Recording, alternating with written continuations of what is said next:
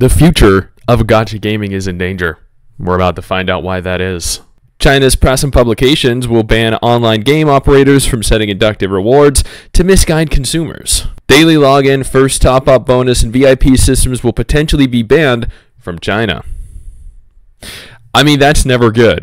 So, will these new Chinese regulations kill gacha games? Tencent stock crashes 16% in minutes as China announces guidelines aimed at reducing excessive gaming. Now, I will note before going into this, they didn't announce that this is a definitively set in place law, a regulation that is being passed. Rather, these are guidelines that they are attempting to get passed. This is not set in stone. These are not definitive as of the 24th of December. And also, quickly, Merry Christmas. I know you're looking at the room and you're like, hey, this isn't typically where Stix records. And yeah, it's because we're at my in-laws' place celebrating Christmas with them. And as always, I am very dedicated to this channel and bringing you guys the latest concerning the gacha genre. You're welcome. So the original thread leads to a tweet over on Twitter that states, China's press and publications will ban online operators from setting inductive rewards to misguide consumers. Operators should refund players with legal tender instead of game props. Now, if we scroll down just a little bit, we'll see that there is actually a very well put together reply from Reddit Surf that goes on to state, this tweet is a bit misleading. It is not a law yet. The guideline is in the process of public consultation. Now, see, this is the important part because people are immediately jumping to the conclusion that this is set in stone, that this is the definitive version of the new law that is going to be passed, when that's just not the case. The matter of the fact is, the current law that is being proposed to the government is not good. I feel like we can all agree with that. But at the same time, this is nowhere near being passed yet, and people are overreacting, saying that this is a thing when it's not. It could be. It could be a month from now. It could be a year from now.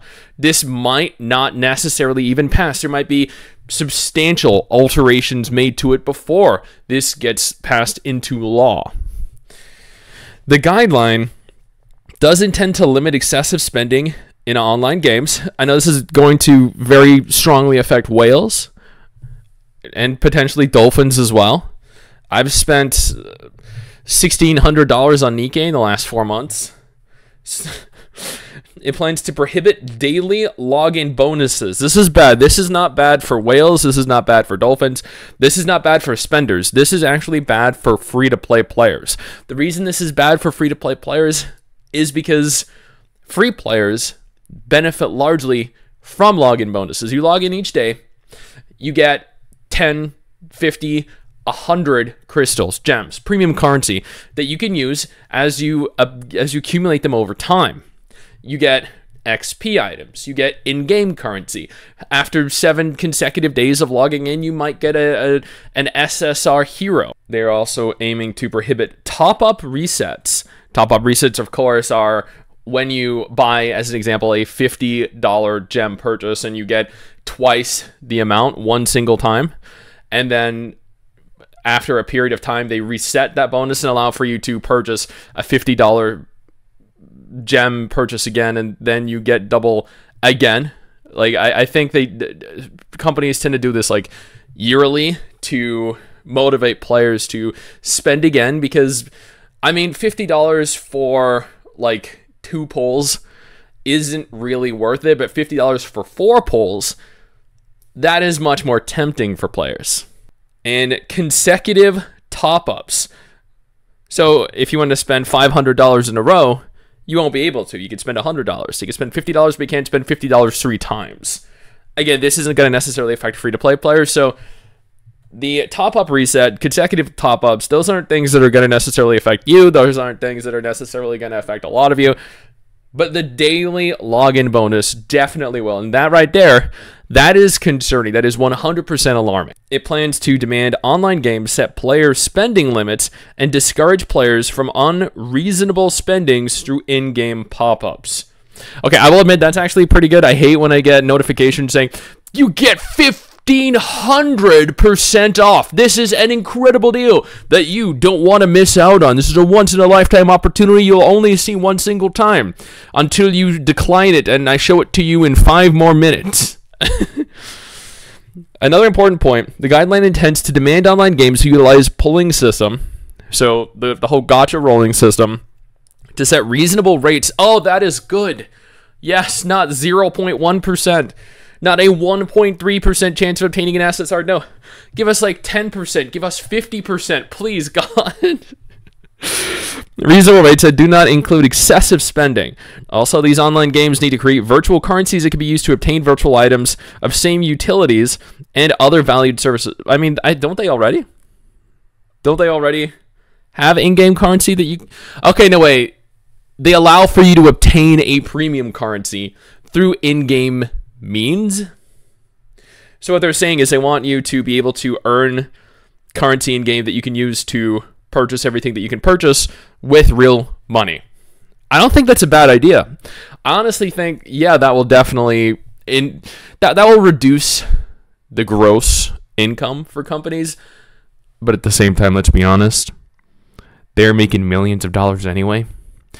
This is just going to benefit free-to-play players more than anything, because what this means is that free players might be able to achieve obtaining the character through a free means, whereas people that want the character immediately could just spend what they want to obtain them. This isn't going to affect the dolphins or the whales or the spenders.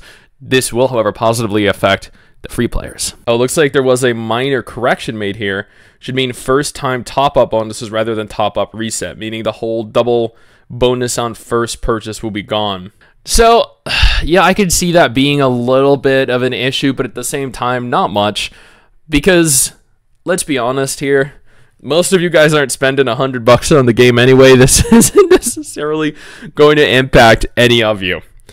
And at the same time, let's not kid ourselves here. None of us give a fuck about about how much more the whales will have to spend. So this is interesting. I think there are aspects of this that are definitely bad. At the same time, I feel like there are a lot of people that are very grossly over-exaggerating the severity of what is going on. Because, yeah, this is definitely not good. Like, this is not a net positive, but at the same time, it's also not a net negative. I don't think this is necessarily a bad thing. I think this is definitely going to not really affect free players, but I think this will most definitely affect anyone that spends any money in gacha games, period. Losing the login bonus is a big hit to every player, free and paying, and I think would be a detriment to gacha gaming as a whole, because that is a reward for free players for continuing to log in and support the game. At the same time, this is probably not really affecting paying players, but limiting how much paying players could spend and support the studio is not good for the studio overall, because if the studio makes less money, their updates are lower quality, less frequent, and that is bad for everyone. And I feel like the top-up bonus isn't really a big deal. I spend $50, and if I want to spend another $50, I'm not doing it because I'll get an additional bonus. I don't get an additional bonus until they reset it, but I've never even been around when that's happened. So I think introducing new laws, new guidelines for gacha games depends on what is being introduced. But at the same time, I don't think laws should be introduced that necessarily detrimentally affect free players. Is this bad? No. Could it be bad? Yes. We're going to have to keep a very close eye on this as it continues to develop. But right now, I don't think it's a good thing. I think it's probably worse off than it is better off. But I'm also not too concerned. I am curious, however, what you guys think. If you're concerned, if you think this is going to negatively impact the gacha genre or positively impact it. Let me know down in the comments. I'm genuinely curious.